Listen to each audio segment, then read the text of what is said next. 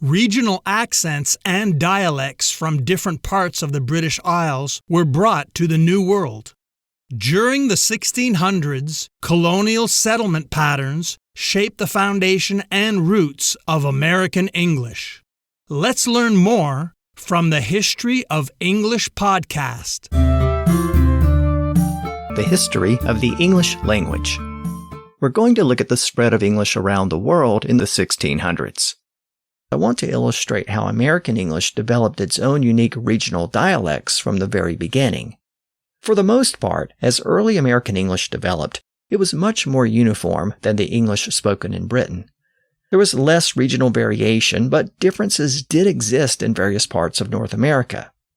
During the first few months of James's reign, a commander was sent to Ireland to put down the rebellion and to secure English control of the island. The English slowly managed to gain the upper hand, and the rebellion finally came to an end when the rebel leader agreed to terms to end the conflict. The rebel leader was a native Irishman, and he was also an earl in the northern part of Ireland, in the region called Ulster. He and his allies effectively ruled that region. Well, after they agreed to terms with the English government, the main conflict came to an end. But now, around the latter part of 1607, prominent lords from the Ulster region fled Ireland and headed to the continent. It's widely believed that they intended to get Spanish support, and then they were going to lead an invasion force to remove the English from Ireland. But that never happened. They never returned to Ireland. This development is known to history as the Flight of the Earls. And it's very important to our story because it left a vacuum of power in Ulster in Northern Ireland. That allowed the English authorities to confiscate the lands that had been abandoned. They then doled out the land to prominent British lords who agreed to bring over settlers from Scotland and England to work the land and to establish a permanent British presence in the region. The settlers came from northern England and King James's home country of Scotland. By the end of the century, over 100,000 people from Scotland and England had relocated to Ulster in Northern Ireland. Those British settlers eventually became a majority of the population in the region. Now, within these developments, we can find the beginnings of modern-day Northern Ireland, which is part of the United Kingdom along with England, Scotland, and Wales. This part of Ireland became more and more distinct over time due to the large amount of British settlement in the region. Most of those who came from England and Scotland were Protestants, and that meant that this part of Ireland became increasingly Protestant, while the rest of the island remained staunchly Catholic. The region also retained closer ties to Britain. And of course, the settlement pattern also had linguistic consequences. The settlers spoke Scots and northern dialects of English, and over time, those forms of speech took root in the northern part of Ireland.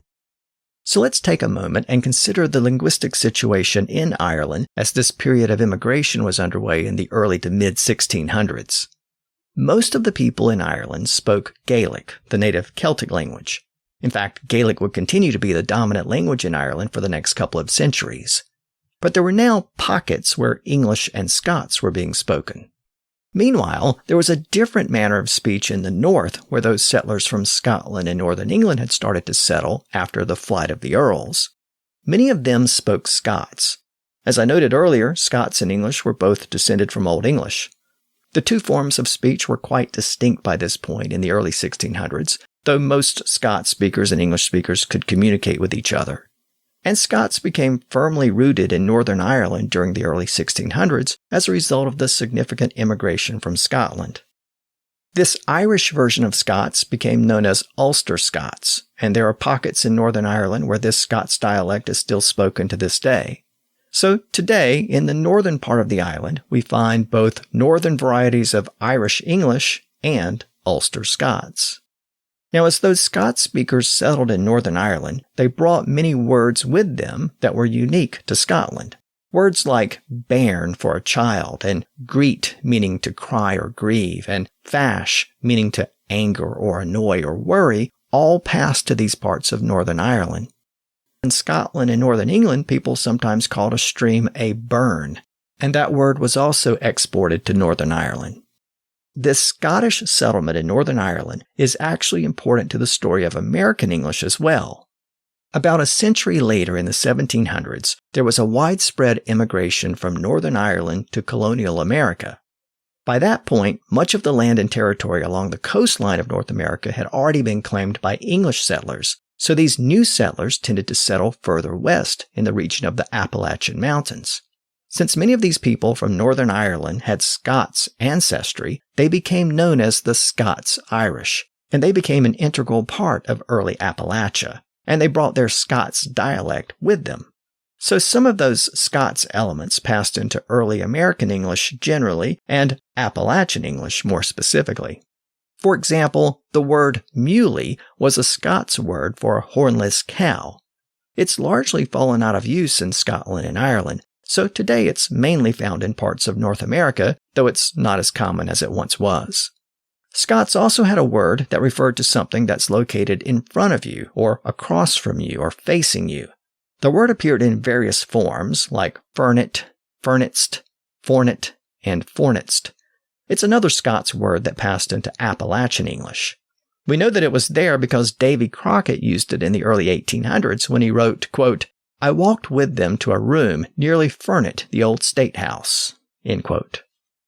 Some scholars even think that the Southern American pronoun y'all stems from this settlement pattern. The Scots-Irish had a similar pronoun form, which was ye-aw. It might have evolved into y'all in parts of the South, though the exact history of that pronoun form is unclear. The word poke for a bag also followed this route into Appalachian English. It was once a common word for a bag during the Middle English period, but it gradually fell out of use in much of England. It really only survives in the phrase, a pig in a poke. But the word poke survived in Northern England and Scotland, and it passed to Northern Ireland in the 1600s. And then it passed to Appalachian English in the 1700s and 1800s. And today, the word can still be heard in parts of Appalachia, though again, it's not as common as it once was. Now, if you ever hear someone tell another person to scoot over or scoot down or scoot out of the way, that's also likely a product of this same migration pattern. The word scoot can sometimes be used in this way to mean to move swiftly or to move over. If we trace the history of the word, it actually goes back to the Vikings. The Old Norse language of the Vikings and the Old English language of the Anglo-Saxons were very similar to each other. They had a largely shared vocabulary, but many words were pronounced differently in the respective languages. Many words that were pronounced with an SK sound in Old Norse were pronounced with a softer SH sound in Old English. The classic example is Old Norse skirt and Old English shirt. Those terms once referred to the same kind of tunic. Well, here we have the Old Norse word scoot and the Old English word shoot. Both words once had a sense of moving quickly.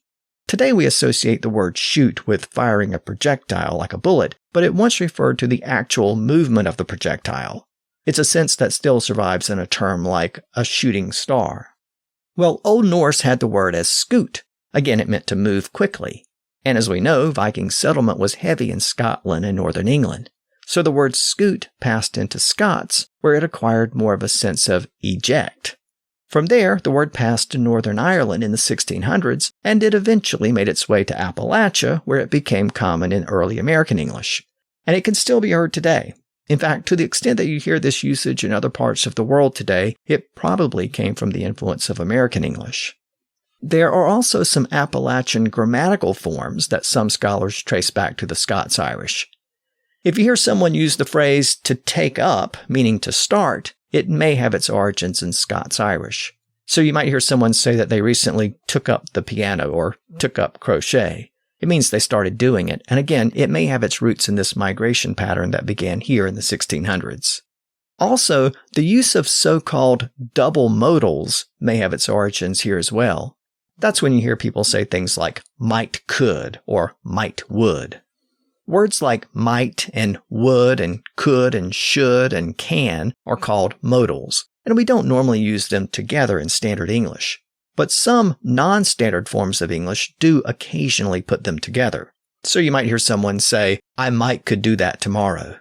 Again, that unconventional phrasing may have its origins in a similar use of double modals in Scots.